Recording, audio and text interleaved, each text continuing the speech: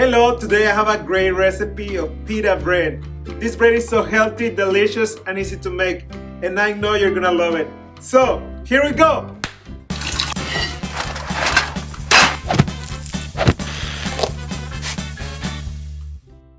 Pour 220 grams or 1 cup of water into a mixing bowl. Add 20 grams or 1.5 tablespoons of extra virgin olive oil. 160 grams or 3/4 cups of ripe sourdough starter. Mix well all the ingredients with a dough whisk until the sourdough starter dissolves in the water.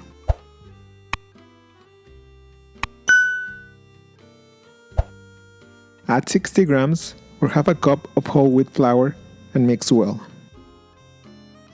Then add 340 grams or 2 3/4 cups of all-purpose flour and 10 grams or half a tablespoon of sea salt. Mix well with your dough whisk until your dough starts to come together. Then use your hand to knead inside your bowl until there are no dry spots remaining in the dough.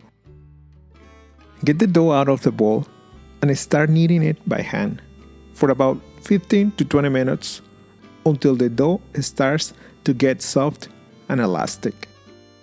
This dough is very easy to knead and it is not sticky at all, so you shouldn't have any trouble kneading it by hand. When your dough is ready, form a ball with your hands and place it in a grease bowl. Cover the dough with a plastic lid or plastic wrap and let the dough ferment in a warm place for at least 4 hours or until it doubles in size.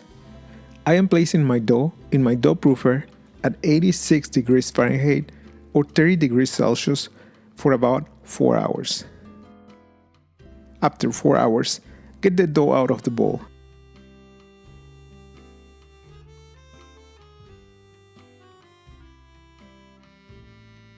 Stretch and fold the dough on itself to degas it.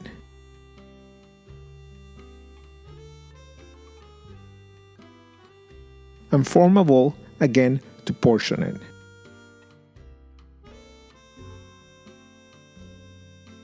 Use a dough scraper to divide the dough in 8 equal pieces.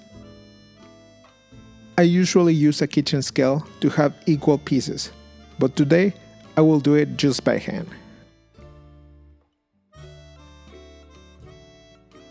Make balls with your dough and make sure to add enough tension to the dough as you are rolling the dough on your working table.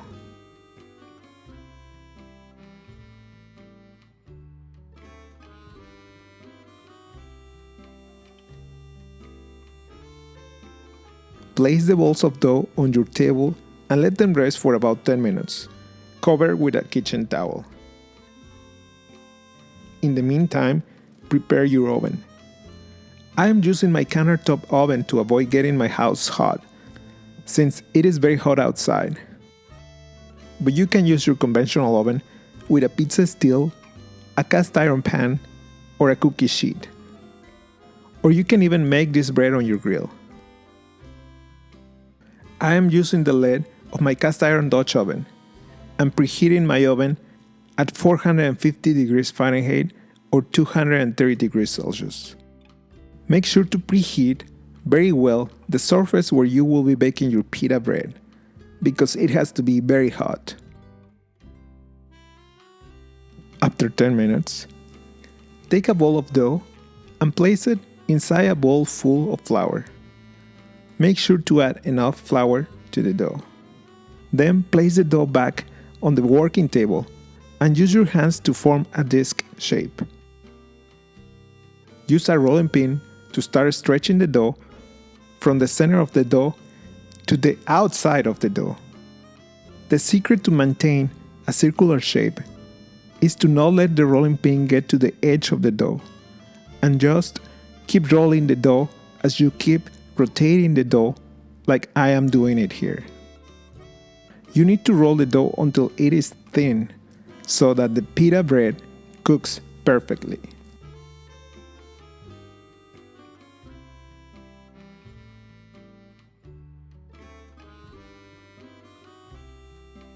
The diameter of the pita bread should be around 6 inches. Place the dough on a prepared baking sheet with parchment paper or a silicone mat and cover it with a plastic lid or a wet kitchen towel so the dough doesn't dry up. Ideally, you want to roll your dough as you are baking them, but if you prefer to roll them in advance, this is the way to do it.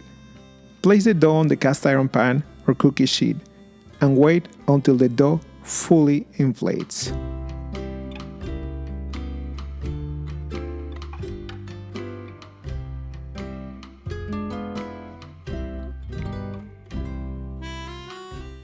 When this happens, you will know that your dough is fully cooked inside. Now, just flip the pita bread and let it cook for about 1 or 2 more minutes on the other side.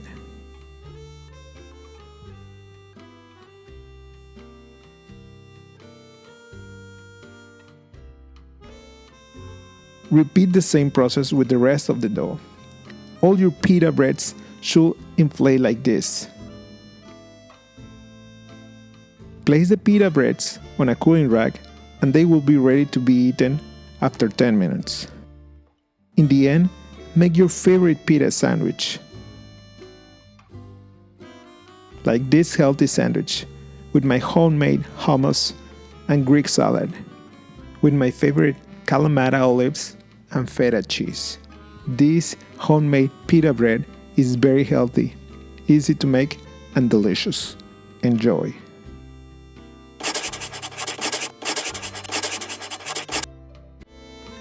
Really hope you enjoyed this recipe, and if you have any questions, please leave it in the comments. If you like this video, please click on the like button, and if you haven't subscribed, please subscribe. I have a new video every week. Thank you for watching.